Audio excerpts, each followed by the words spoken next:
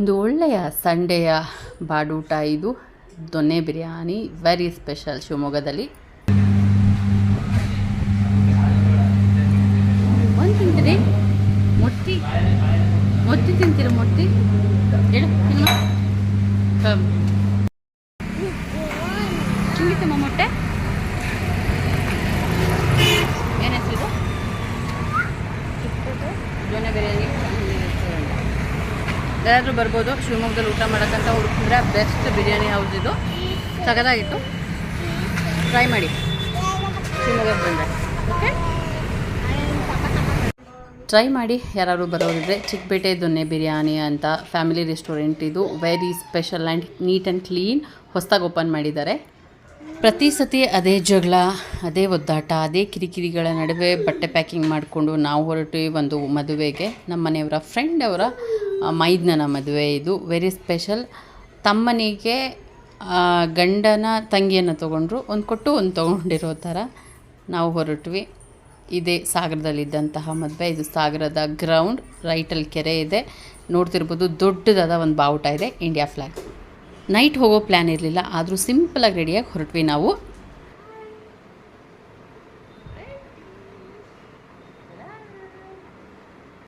ಇದು ನಾನು ನನ್ನ ಫ್ರೆಂಡು ಒಟ್ಟಿಗೆ ಹಾಕ್ಕೊಳ್ಳೋಕ್ಕಂತ ತೊಗೊಂಡಂತಹ ಒಂದೇ ಥರ ಔಟ್ಫಿಟ್ಸ್. ಕೊನೆಗೂ ಕಾಲ ಕೂಡ ಬರಲೇ ಇಲ್ಲ ಇಬ್ಬರು ಒಟ್ಟಿಗೆ ಹಾಕ್ಕೊಳ್ಳೋಕ್ಕೆ. ಅವಳು ನಾವು ಸಿಂಪಲಾಗಿ ರೆಡಿಯಾಗಿದ್ವಿ.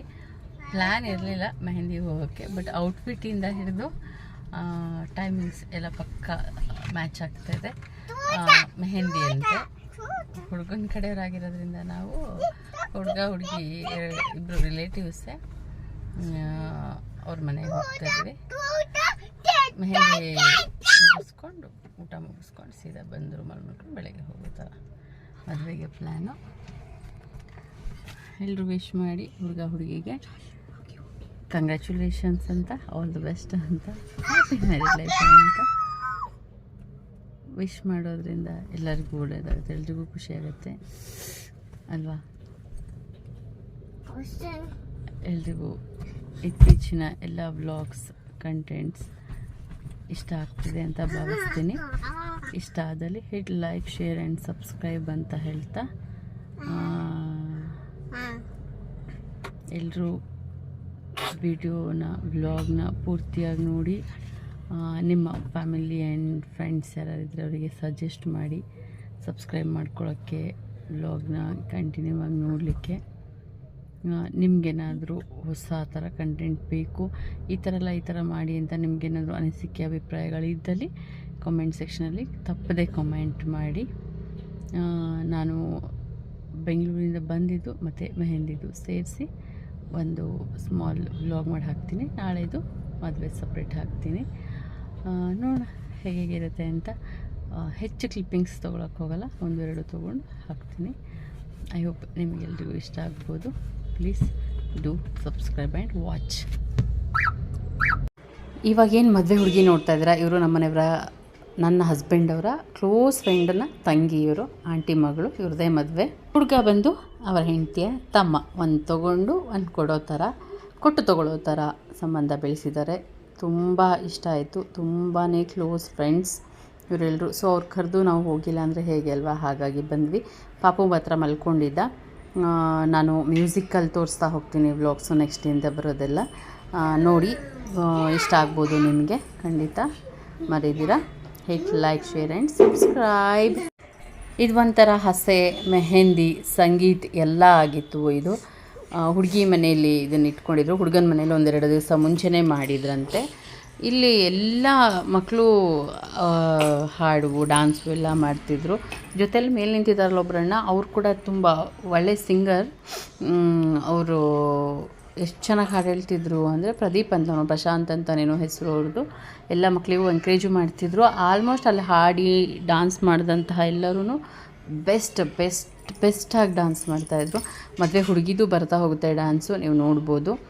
ನನ್ನ ಮಗ ಕೂಡ ಡ್ಯಾನ್ಸ್ ಮಾಡಬೇಕು ಅಂತ ಇದ್ದ, ಆಗಲಿಲ್ಲ ಮಾಡಲಿಕ್ಕೆ. ಟೈಮ್ ಆಗೋಗ್ಬಿಟ್ಟಿತ್ತು, ಹೋಗೋಣ ಅಂತ ಹೊರಟ್ವಿ ನಾವು. ಹಾಗಾಗಿ ಚಿಕ್ಕವನು ಮಲ್ಕೊಂಡೇ ಇದ್ದ. ಹೋದಾಗಿಂದ ಬರೋ ತನಕ 2 to 3 ಅವರ್ ತನಕ ಮಲ್ಕೊಂಡೇ ಇದ್ದ. ಸೊ ನಾವು ಹೊರಡಬೇಕಾಯಿತು, ಹೊರಟ್ವಿ. ನೆಕ್ಸ್ಟ್ ಬರ್ತಾ ಹೋಗುತ್ತೆ ಎಲ್ಲವೂ ನೋಡ್ತಾ ಇರಿ. ಹುಡುಗನ ಹೆಸರು ರಕ್ಷಿತ್ ಅಂತ, ಹುಡುಗಿ ಹೆಸರು ರಂಜಿತಾ ಅಂತ, ಹಾಗಾಗಿ ಆರ್ ಅಂತ ಅಲ್ಲಿ ಡೆಕೋರೇಟ್ ಮಾಡಿದ್ದಾರೆ. ನೋಡಿ ಡಾನ್ಸಸ್ ಎಲ್ಲ ಇಷ್ಟ ಆಗುತ್ತೆ. Like, share and subscribe.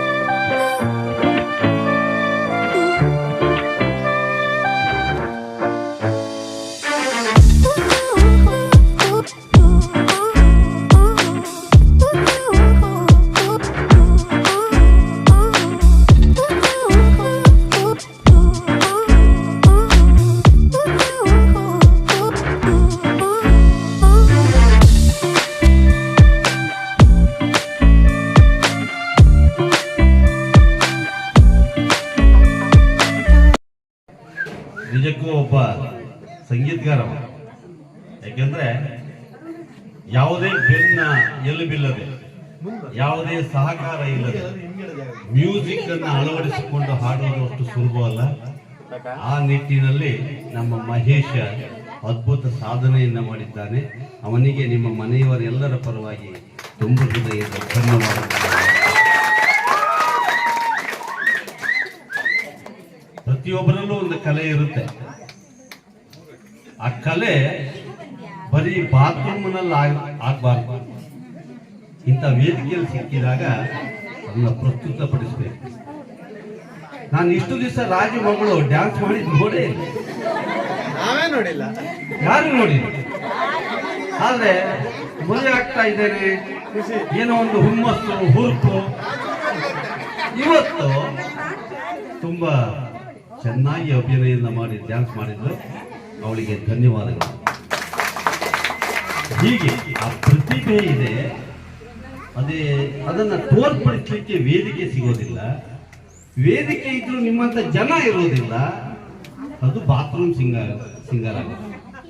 ಹಾಗಾಗಿ ಎಲ್ಲ ಕಲಾವಿದರು ಕೂಡ ಮನಸ್ಸಿನಲ್ಲಿ ಇದ್ರೂ ಕೂಡ ಪ್ರಸ್ತುತಪಡಿಸಲಿಕ್ಕೆ ಹೆದರುತ್ತಾರೆ. ಇಲ್ಲಿ ಅನೇಕ ಕಲಾವಿದರು ಇದ್ದೀರಿ, ಇಲ್ಲ ಅಂತ ನಾ ಹೇಳೋದಿಲ್ಲ.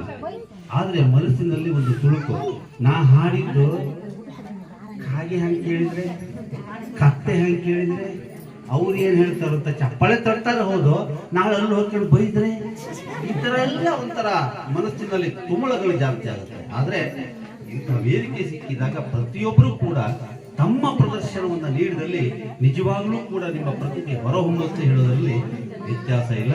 ನಾವು ಕೂಡ ಯಾವುದೇ ಗುರುಗಳು ಏನು ಇಲ್ಲದೆ ನಾವು ಕೂಡ ಬೆಳವಣಿಗೆಯನ್ನ ಇದೇ ರೀತಿಯಲ್ಲಿ ಬೆಳೆಸಿಕೊಂಡು ಬಂದಿದ್ದೇವೆ. ಹಾಗಾಗಿ ನೀವು ಈಗ ನನ್ನ ವೇದಿಕೆಗೆ ಕರೆದಿದ್ದರಿಂದ ನಿಮಗೆ ನಾನು ಧನ್ಯವಾದಗಳನ್ನು ಅರ್ಪಿಸ್ತಾ, ಹಾಡುಗಳು ಬಹಳ ಇದೆ.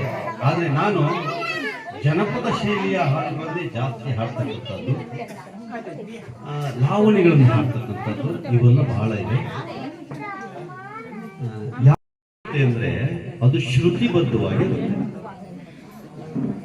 ಈಗ ನಾವು ನಮ್ಮ ಮಲೆನಾಡಿನ ಪ್ರದೇಶದ ಒಂದು ಜನಾಂಗದ ಸಂಗೀತವೇ ಬೇರೆ, ಬಯಲು ಸೀಮೆ ಅಥವಾ ಉತ್ತರ ಕನ್ನಡದ ಸೀಮೆಯ ಆ ಗೀತೆಗಳ ಆ ಲಯ ಗತ್ತುಗಳೇ ಬೇರೆ. ನಾವು ಸಂಗೀತ ಪ್ರಧಾನವಾಗಿರ್ತಕ್ಕಂಥದ್ದು ನಮ್ಮ ಮಲೆನಾಡಿನ ಪ್ರದೇಶ ಅಂದ್ರೆ ದಕ್ಷಿಣ ಕನ್ನಡದ ಎಲ್ಲರಿಗೂ ಕೂಡ. ಹಾಗಾಗಿ ಅಲ್ಲಿಯ ಒಂದು ಭಾಷೆಗೆ ಹಾಡ್ತಾರೆ. ಆದ್ರೆ ಹಾಡುಗಳನ್ನು ಅವರು ಅರ್ಥ ಮಾಡ್ಕೊಳ್ಳೋದಿಲ್ಲ. ಹೇಗೆ ಹೇಳ್ತಾರೆ ಅಂದ್ರೆ,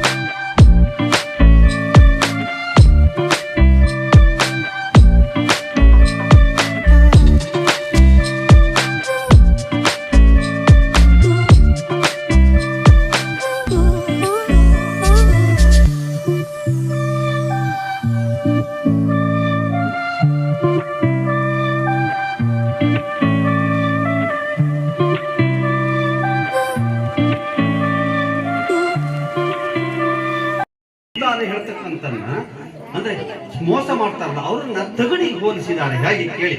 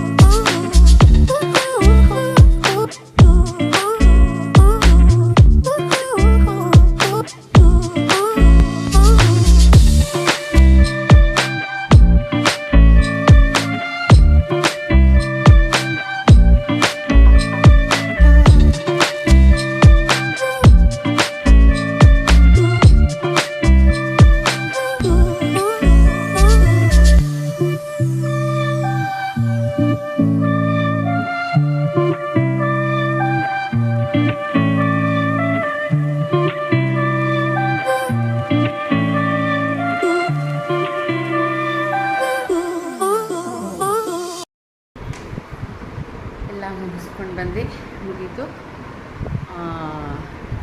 ಫೋಟೋ ತೆಗಿಯೋರು ವಿಡಿಯೋ ಮಾಡೋರು ಕೂಡ ಇನ್ವಾಲ್ವ್ಡ್ ಆಗಿದ್ದರಿಂದ ನಾನು ನಮ್ಮದು ನನಗೆ ಕ್ಲಿಪ್ಪಿಂಗ್ ತೊಗೊಳಕ್ಕಾಗಲಿಲ್ಲ. ಅಲ್ಲೇನಾಯಿತು ಅದಿದ್ದು ಕ್ಲಿಪ್ಪಿಂಗ್ಸ್ ತೊಗೊಂಡೆ.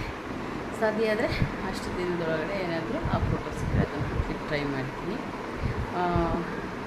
Thank you very much. ನಿಮ್ಮೆಲ್ಲರಿಗೂ ಈ ಇಷ್ಟ ಆಗಿರುತ್ತೆ ಅಂತ ಭಾವಿಸ್ತೀನಿ. ಇಷ್ಟ ಆದಲ್ಲಿ ಲೈಕ್, ಶೇರ್ ಆ್ಯಂಡ್ ಸಬ್ಸ್ಕ್ರೈಬ್ ಅಂತ ಹೇಳ್ತಾ ನಿಮ್ಮ ಕನ್ನಡತಿನ ಸದಾ ಹೀಗೆ ಪ್ರೋತ್ಸಾಹಿಸಿ ನಾನು ನಿಮ್ಮ ರಮೇಶ್ ಡಿ ಎನ್ ಗೌಡ. ಪ್ರೀತಿ ಸದಾ ಹೀಗೆ ಇರಲಿ.